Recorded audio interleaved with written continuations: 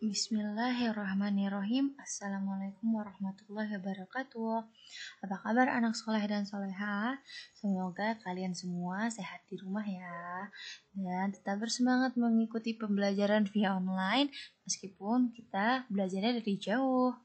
Nah, pada pertemuan kali ini Umi akan membahas materi mengenai Khalifah Utsman bin Affan.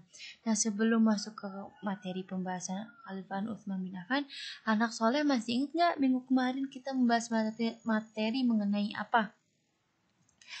Ya, pada materi minggu lalu kita masih membahas juga tentang kekhalifahan.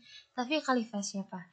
Apakah khalifah Rasulullah, Abu Bakar, atau Umar bin Khattab? Ayo, khalifah siapa sebelum Utsman? Ya, benar. Sebelum khalifah Utsman itu khalifahnya dipimpin oleh Umar bin Khattab yang meninggal akibat dibunuh oleh seseorang Majusi yang bernama Abu Lu'lu'ah. Baiklah, sekarang setelah Umar bin Khattab meninggal dunia, khalifah dilanjutkan oleh Utsman bin Affan yang merupakan salah satu juga ya sahabat Rasulullah Shallallahu Alaihi Wasallam. Riwayat Utsman bin Affan. Utsman bin Affan radhiyallahu anhu lahir pada tahun 574 Masehi. Jauh sekali ya jaraknya dengan kita. Ini tahun 2020. Utsman lahir tahun 574, berarti jaraknya sekitar 1500 tahun dengan kita. Ayahnya bernama Affan dan ibunya bernama Arwa. Utsman bin Affan berasal dari Bani Umayyah. Kenapa dipanggil Utsman bin Affan? Karena ternyata ayahnya bernama Affan. Nasabnya bertemu dengan nasab Rasulullah Shallallahu Alaihi Wasallam pada kakeknya yang bernama Abdul Manaf. Tahu nggak anak soleh, nasab itu apa? Ada yang tahu?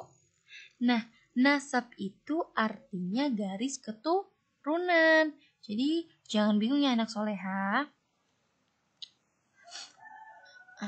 Utsman bin Affan termasuk salah seorang asbiqunal awalun, yaitu sahabat yang masuk Islam di awal masa kenabian. Nah, anak soleh dan soleha pasti masih asing banget ya dengan kata asbiqunal awalun. Nah, asbiqunal awalun itu artinya sahabat yang pertama masuk Islam di awal masa kenabian. Ia mengenal Islam pertama kali melalui sahabatnya Abu Bakar. Karena kita tahu Abu Bakar adalah salah satu orang yang pertama kali menerima Islam saat Rasulullah diwahyukan untuk menyebarkan agama Islam. Rasulullah Shallallahu Alaihi Wasallam menikahkan beliau dengan dua putrinya. Nah, jadi Rasulullah itu menikahkan dua putrinya dengan Utsman bin Affan. Ada yang tahu nggak dua putri Rasulullah itu siapa namanya? Yang dinikahkan dengan Utsman bin Affan. Ada yang tahu? Kalau tidak tahu, Umi beritahu ya di slide selanjutnya. Ya, pertama ia dinikahkan dengan Ruqayyah. Setelah Ruqayyah meninggal dunia, Rasulullah menikahkannya dengan Ummi Kulsum, putri beliau lainnya. Jadi setelah yang pertama dinikahkan dengan Ruqayyah, yang kedua dinikahkan dengan Ummi Kulsum. Itulah mengapa Utsman bin Affan dijuluki dengan Dzunurain yang artinya pemilik dua cahaya. Nah, sampai di sini dulu materi hari ini. Selanjutnya kita akan membahas LK secara bersama-sama. Ya, pembahasan LK. Ayo diambil LK kalian, ambil pensilnya, segera diisi. Di sini ada 4 soal. Soal yang pertama, siapakah nama ayah Utsman bin Affan? Ayo tadi, tentu namanya Affan. Jelas di sini ada binnya ya. Terus nomor 2, tuliskan nasab lengkap Utsman bin Affan. Nasab lengkapnya ialah Utsman bin Affan bin Abdul As bin Umayyah bin Abdi Syam bin Abdul Manaf. Yang ketiga, sebutkan dua putri Rasulullah yang dinikahkan dengan Utsman bin Affan.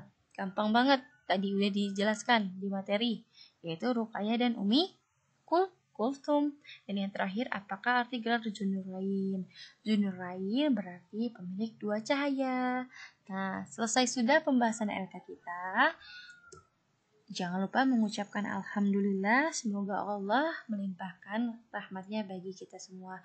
Umi akhiri wabillahi taufiq wal hidayah. Wassalamualaikum warahmatullahi wabarakatuh.